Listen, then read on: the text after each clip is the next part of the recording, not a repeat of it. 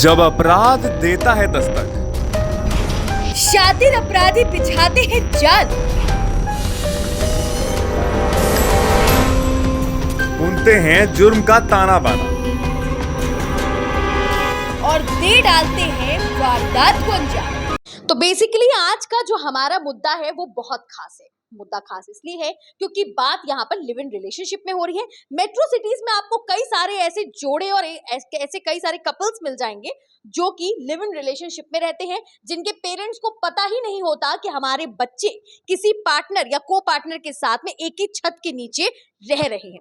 बड़े सारे कमिटमेंट्स होते हैं, प्यार की कस्में और वादे खाए जाते हैं, लेकिन लास्ट में क्या होता है कि जब कमिटमेंट शादी की बात पर आकर रुकता है या फिर चीटिंग जैसी कोई ऐसी घिनौनी सोच लोगों के दिमाग में आती है, तब होता है मौत का खूनी तांडव।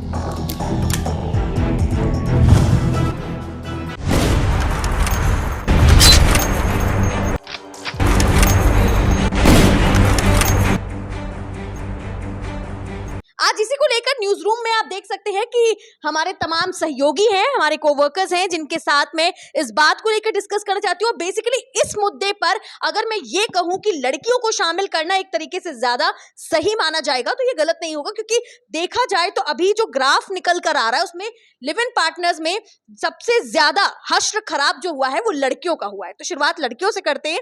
मेरे साथ मेरी को एंकर है रश्मि। जिस तरीके से लिव इन इस समय समाज में एक टाइम ऐसा हुआ करता था जब उसे बहुत बड़ा टैबू कहा जाता था, लोग बताने में झेपते थे। अब लोग बिल्कुल सामने से आके चीजें बताते कि हाँ मैं लिव इन में रहता हूँ या हाँ मैं लिव इन में रहती हूँ। लेकिन जो केसेस आ रहे हैं जिसमें 35 टुकड़े, कहीं 60 टुकड़े, कहीं 32 टुकड़े, कहीं 50 टुकड़े, इस तरीके की जो लड़कियों के साथ हैवानियत और दरिंदगी हो रही है, उस पर आप क्या कहना चाहेंगी?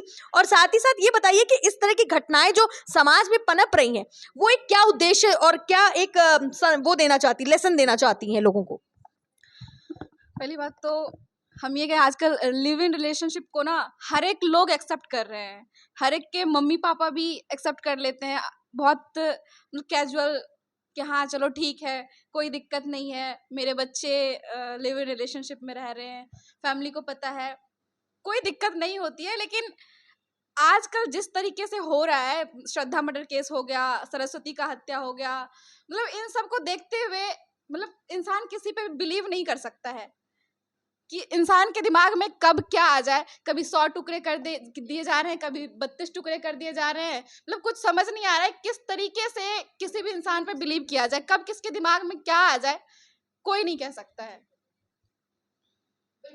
बिल्कुल यही कहना चाहूंगी मैं कि किसके दिमाग में कब हैवानियत सवार हो जाए और कब वो मानवता को शर्मसार कर दे, वरना कुकृत्य कर दे, ये कुछ कह नहीं सकते हैं। और समय और टाइम बताता नहीं है। कहते हैं ना, विनाश काले विपरीत बुद्धि। जब आपका विनाश निकट होता है तब आप कुछ भी नहीं सोचते हो कि क्यों कर रहा हूं, किस लिए कर रहा हूं, मुझे इससे हासिल क्या होगा, कुछ भी नहीं सोचते हो। मेरे साथ मेरे सहयोगी जो एडिटिंग डिपार्टमेंट पूरा हैंडल कर रहे हैं, इनसे जानेंगे, क्योंकि ये एक लड़के हैं तो बेसिकली इनसे क्वेश्चन इस कदर मेरा होगा कि जिस तरीके से लड़कियों के साथ इस तरीके की दरिंदगी और शोषण किया जा रहा है समाज में लगातार, सबसे पहले तो आपसे ये जानना चाहेंगे कि इंडिया में लिव इन रिलेशनशिप को मान्यता नहीं मिली है एक तरीके से देखा जाए। हालांकि जो अगर सुप्रीम कोर्ट की बात करें तो supreme court live in partners को वही सेम अधिकार देता है जो एक मैरिड कपल को है। अगर लिव इन में रहते हुए किसी लड़की या लड़के का एक बच्चा होता है तो उसको वो सारे राइट्स लीगली दिए जाते हैं जो एक मैरिड कपल को दिए जाते हैं। आपको क्या लगता है, पाश्चात्य संस्कृति के हम इतने अधीन हो चुके हैं कि हमें भारतीय संस्कृति का जो है खामियाजा भुगतना पड़ रहा है? मतलब भारतीय संस्कृति में पाश्चात्य संस्कृति बहुत ज्यादा हावी हो रही है, आपको ऐसा लगता है? जी मैम, ये बिल्कुल सही है।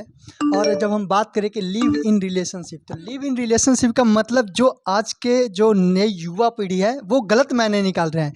लिव इन रिलेशनशिप का मतलब ये नहीं है कि हम किस प्रकार से आकर कम एज में ही फिजिकल हो जाएं। लिव इन रिलेशनशिप का मतलब यह है कि पेरेंट्स यानी हम अपने परिवार में किस तरह से प्यार से रह सके। और लेकिन आजकल के जो युवा पीढ़ी है, नई युवा पीढ़ी, ये लिव इन रिलेशनशिप का मतलब ही गलत वे में लेके जा रहे हैं। अब गलत वे में कैसे लेके जा रहे हैं कि वो अभी 10th और 12th पास नहीं करे। ये जो एक ऐसा एज होता है इस दौर में, ये भटकने का एज होता है। इनकी माइंड जो है भटक जाती है, डिमोटिवेट हो जाते हैं, क्योंकि समाज में सोशल मीडिया पे आजकल यही देख रहे हैं कि एक लड़का एक लड़की यहाँ ऐसे पढ़े हुए हैं, ऐसे हुए हैं, और उनको ना कॉलेज में कॉलेज हो, स्कूल हो या किसी भी संस्थान को देख लीजिए, उसका माहौल ही क्रिएट ऐसा कर दिया जाता है कि आने वाले युवाओं को उसी प्रकार का ज्ञान, नॉलेज ही मिल रहा है। ये अब रही बात संस्कृति और सभ्यता की, तो संस्कृति सभ्यता पे देखा जाए तो जिस तरह से आजकल देखिए दो धर्म और मजहब के बीच में लड़ाई होता है। मजहब क्या सिखाती है, धर्म क्या सिखाती है। लेकिन जब धर्म की बात करें, आजकल ये कहते हैं कि धर्म और मजहब में डिफरेंस है, लेकिन अगर सही मायने से देखा जाए तो पहले धर्म में ये शिक्षा, पहले तो धर्म है कि धर्म ही है एक, मजहब नाम की कोई चीज़ नहीं है। लेकिन धर्म में हमारी ये शिक्षा मिलती है, सांस्कृतिक जो है नाम निकला हुआ है संस्कृत, वो धर्म से निकला हुआ है। और धर्म में यही सिखाया जाता है कि किस प्रकार से हम अपने परिवार के साथ और अपने उसे कह सकते हैं यानी पूजा पाठ, इसमें किस प्रकार से हम विधिवत तरीके से कि इस चीज़ में कभी भी रिलेशनशिप है। रिलेशनशिप का मतलब ये होता है कि दो परिवार को जोड़ना। लेकिन आजकल जो ये कहते हैं लिव इन रिलेशनशिप, इसमें ये लोग गलत वे में लेके जा रहे हैं, जिसमें कि सारे जो माहौल क्रिएट किया जा रहा है ये भी धर्म के अलावा जो मजहब से जुड़े हुए ना उन लोगों के द्वारा क्रिएट किया जा रहा है, ताकि वो उनकी जनसंख्या कम है और जिसकी जनसंख्या कम है वो अपनी जनसंख्या को बढ़ावा देने के लिए ये नया हिंदी वर्ड से इंग्लिश वर्ड में कन्वर्ट किया गया, लिव इन रिलेशनशिप। लेकिन लिव इन रिलेशनशिप का कोई भी ऐसा वर्ड है ही नहीं। ये वर्ड हमारे सांस्कृतिक धर्म से सनातन धर्म में इसका कोई वर्ड नहीं है। ये वर्ड हमारे संस्कृति से निकाला जाए तो ये बस परिवार से कैसे परिवार के में मतलब मिलजुल कर रहे, प्यार से रहे, ये है। लेकिन आजकल की ये लड़के जो होते हैं सोशल मीडिया पे एक्टिव होकर और जो कई सारे सोशल मीडिया प्लेटफॉर्म पे निकल गया, टिकटॉक, इंस्टाग्राम रील्स, इसे भटक रहे हैं। ये बिल्कुल भी नहीं होना चाहिए। प्रिंस, आपकी बात से मैं पूरी तरह से सहमत हूँ, क्योंकि देखिए लिव इन जो शब्द है वो एक इंग्लिश वर्ड, इंग्लिश टर्मिनोलॉजी है, जिसका हमारी हिंदू संस्कृति में कहीं दूर दूर तक जिक्र नहीं है, ना तो पुराणों में, ना लिटरेचर में, ना ही किताबों में, ना ही कहीं पर। ऐसे में सवाल ये भी उठता है कि आजकल के युवाओं की सोच किस कदर जो है पाश्चात्य संस्कृति को अपने ऊपर हावी कर चुकी है। क्योंकि जहां हम देख रहे हैं कि अंग्रेज जो होते हैं वो बाहर से आकर राधे कृष्ण का जाप करते हैं वृंदावन में और बांके बिहारी की पूजा करते हैं और माथे पे तिलक लगाते हैं। हम पर इतना ज्यादा जो है पाश्चात्य संस्कृति हमारे पर हावी हो चुकी है, हम कह सकते हैं कि हम हर एक चीज को जो है, जो बैड हैबिट्स है, जो उनके बैड एसेट्स है, उनको कंसीडर करने में जरा भी झिझकते नहीं, जरा भी हेजिटेट नहीं करते। साथ ही साथ एक सवाल मेरा वैष्णवी से ये भी होगा कि पहले श्रद्धा वॉलकर 2022 में जहां पे 35 टुकड़े किए गए आफ्ताब पूनावाला, और नार्को टेस्ट हुआ, ट्रूथ एंड डेयर टेस्ट हुआ, बहुत सारी चीजें हुई। उसके बाद आपकी आती है सरस्वती वैद्य, अभी वो भी मुंबई का केस है। तो ऐसे में आप देख लीजिए बैक टू बैक लड़कियों के साथ दरिंदगी हो रही है। उसके बाद भी लड़कियां जागृत नहीं हो रही हैं। दिल्ली ऐसे शहरों में, बैंगलोर ऐसे शहरों में, पुणे में, मुंबई में, जो भी मेट्रोपॉलिटन सिटीज हैं जहां पर मॉडर्न सिविलाइजेशन है, वहां पर इस तरह की घटनाएं कुछ ज्यादा ही आम हो रही हैं। क्या अब भी सचेत नहीं होंगी लड़कियां? आपको क्या लगता है, अभी भी उनको जागने की जरूरत है, या लगता है कि जैसा चलता आ रहा है वैसा ही चलता रहेगा? जी बिल्कुल, मैं बिल्कुल सहमत हूँ पहले तो रश्मि जी और प्रिंस जी से। सबसे पहले मैं बात करूंगी कि हिंदू लड़कियां जो है वो जागरूक क्यों नहीं हो रही है, क्योंकि कहीं ना कहीं ये हिंदू लड़कियों की ही गलती है। द केरला स्टोरी हाल फिलहाल में एक पिक्चर आई थी जिसमें दिखाया गया था कि हिंदू लड़कियों को मुसलमान लड़कों द्वारा किस तरीके से जाल में फंसाया जाता है और उनको उनका धर्म परिवर्तन करवा के किस तरीके से उनको ISIS में भेज दिया जाता है। हिंदू लड़कियां यहाँ पर क्या है कि मेरा अब्दुल ऐसा नहीं है। 4 लोग अगर बजरंग दल और हमारे जो हिंदू संगठन है वो उनको अगर समझाने भी जाए तो उनका सिर्फ एक ही मुंह पे लाइन रहती है कि मेरा अब्दुल ऐसा नहीं है। इस देश में जब तक ये चलता रहेगा कि मेरा अब्दुल ऐसा नहीं है, तब तक ये वाक्य जो है बढ़ता ही रहेगा। ये जो लाइन चलती आ रही है कि श्रद्धा कभी सरस्वती, तो ये श्रद्धा सरस्वती क्या, कल को तो गंगा और जमुना भी आ जाएंगी इस लाइन में, ये बहने में।